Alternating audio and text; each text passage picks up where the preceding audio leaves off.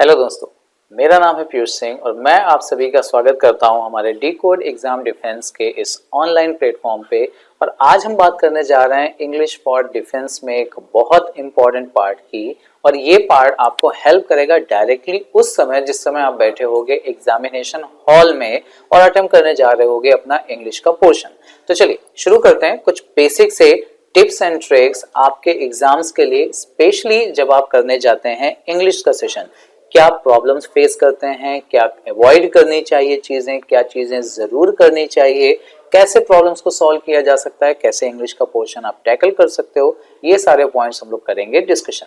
ठीक है ना। तो चलिए शुरुआत करते हैं अपनी प्लानिंग एंड स्ट्रेटजी के साथ। और सबसे बेसिक और सबसे पहला पॉइंट जो आपको दिया हुआ है, आसानी से समझ में आने वाला है, डोंट गेट नर्वस। नर्वस बिल्कुल नहीं होना है। जो कुछ आपने अच्छे से प्रिपेयर किया है उसको माइंड में ध्यान रखिए, उसके कॉन्फिडेंटली अपने आंसर्स को टिक करने के लिए जाइएगा।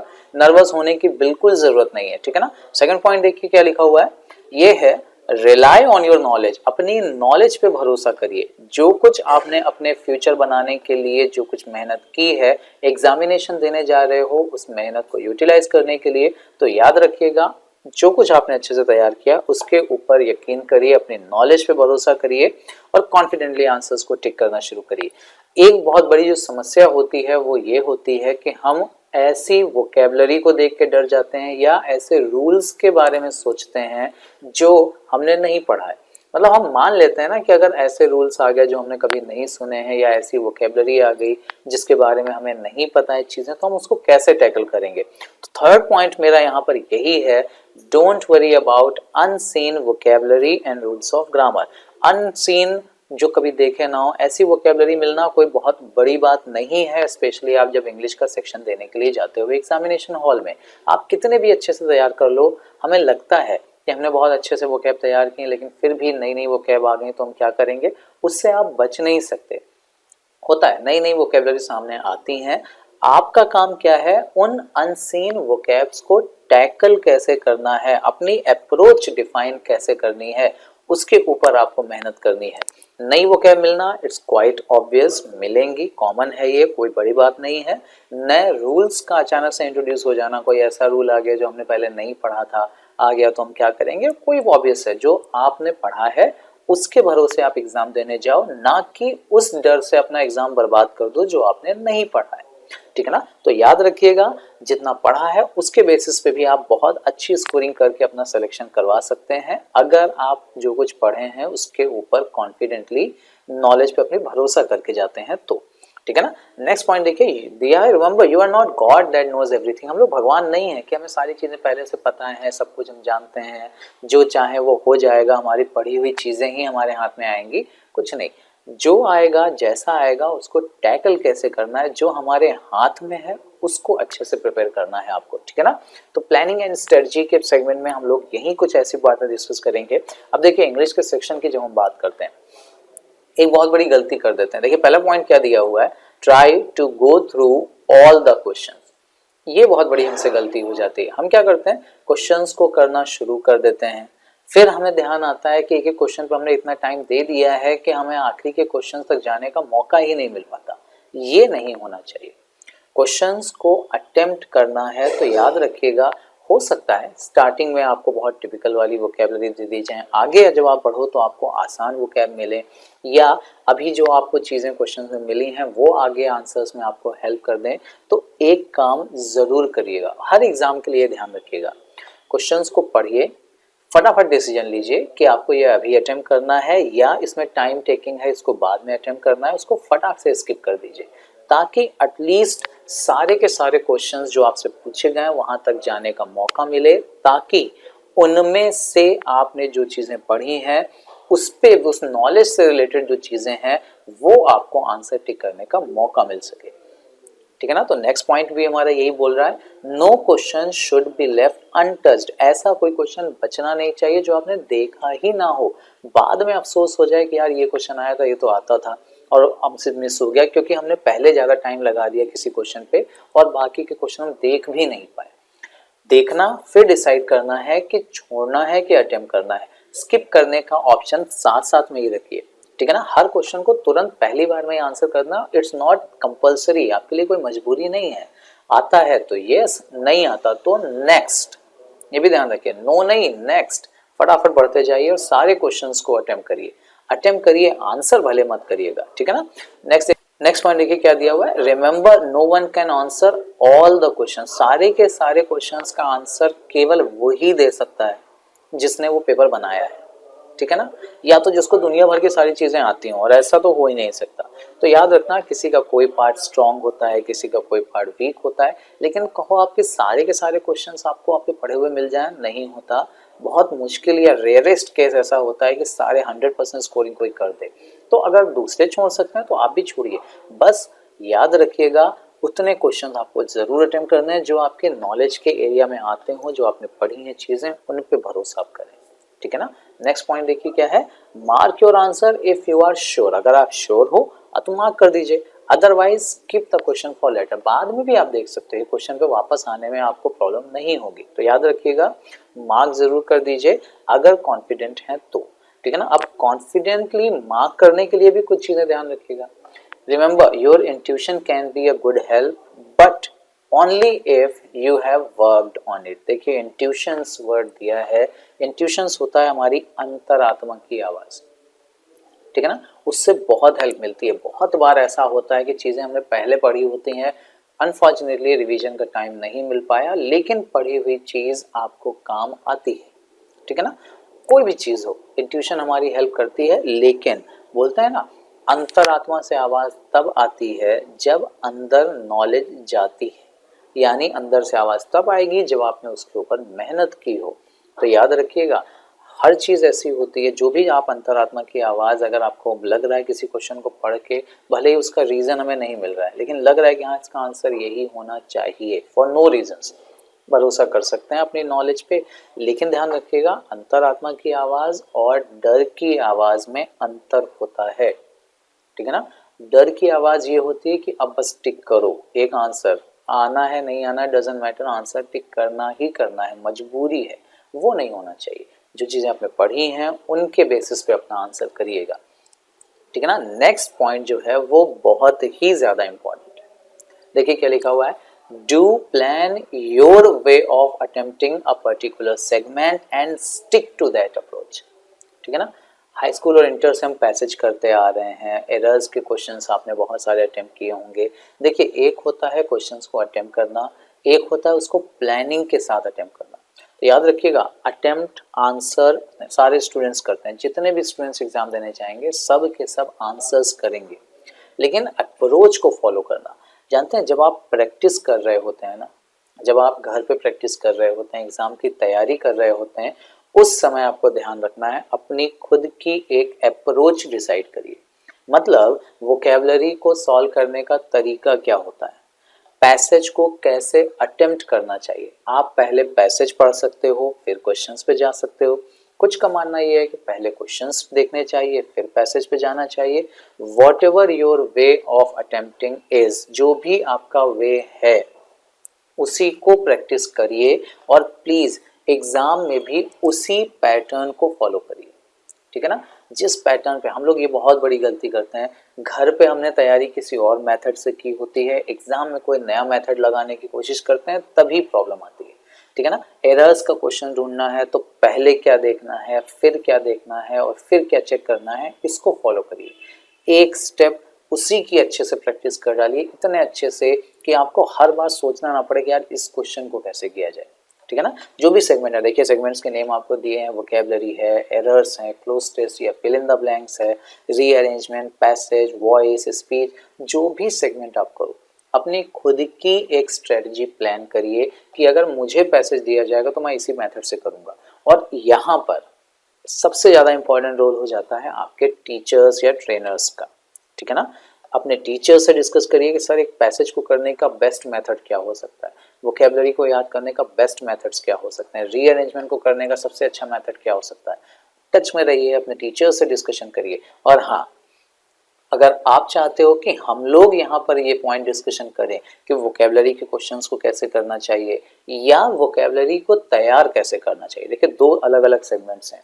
एक होता है वोकैबुलरी को तैयार कैसे करें, हम वोकैब अपनी बढ़ा कैसे सकते हैं, और दूसरा एग्जाम के पॉइंट ऑफ व्यू से कि एग्जाम में जब हम बैठे हों तब वोकैब के क्वेश्चंस को कैसे टैकल करें। अगर आपको ये सेगमेंट चाहिए हैं तो हमें कमेंट सेक्शन में ज़रूर बताइए। रीअरेंजमेंट करने का बेस्ट मेथड क्या हो सकता है, पैसेज को करने का बेस्ट मेथड क्या हो सकता है, क्लोज टेस्ट को करने का बेस्ट मेथड क्या हो सकता है, ज़रूर डिस्कशन करिए। हम इसके ऊपर डिस्कशन भी करेंगे।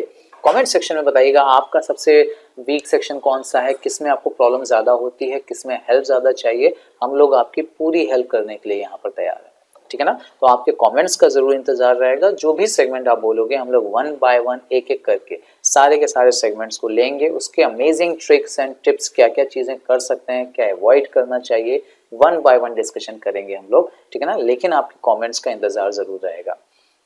चलिए एग्जाम के पॉइंट ऑफ व्यू से आते हैं। तो याद रखना अपना एक खुद का अप्रोच डिसाइड करिए और उस अप्रोच पर ही अपने आंसर्स को मार्क करिएगा। नेक्स्ट बात करते हैं व्हाइल अटेम्प्टिंग ऑब्जेक्टिव क्वेश्चन। देखिए अगेन बहुत इंपॉर्टेंट है। While attempting objective questions do not mark your answer until reading all the options.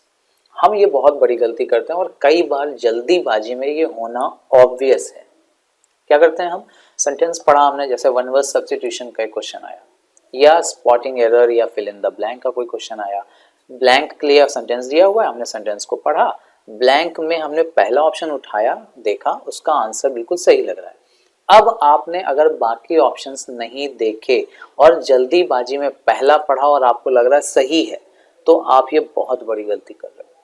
भले ही पहला ऑप्शन ही सही आंसर हो, लेकिन एग्जामिनेशन हॉल में प्लीज ये रिस्क बिल्कुल मत लीजिएगा।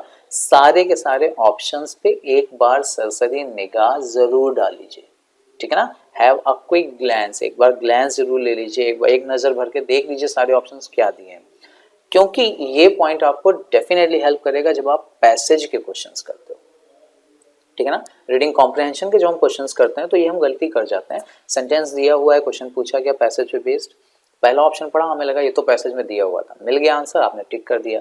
अब एग्जामिनर क्या करता है, जो ऑप्शंस बनाता है ना वो आपको कंफ्यूज करने के लिए बनाता है। तो वहां पे यही है, कई बार वो लालच देते हैं आपको पहले सेंटेंस को पढ़ने का। पहले सेंटेंस को आपने पढ़ा, आपको लगा ये आंसर बिल्कुल सही, आपने टिक कर दिया। थर्ड ऑप्शन को आपने देखा ही नहीं, फोर्थ ऑप्शन, सेकंड ऑप्शन देखा ही नहीं, और पता चला वही सेम ऑप्शन थोड़े से वर्ड्स को चेंजेस के साथ में दिया हुआ है जो कि सही आंसर हो सकता है।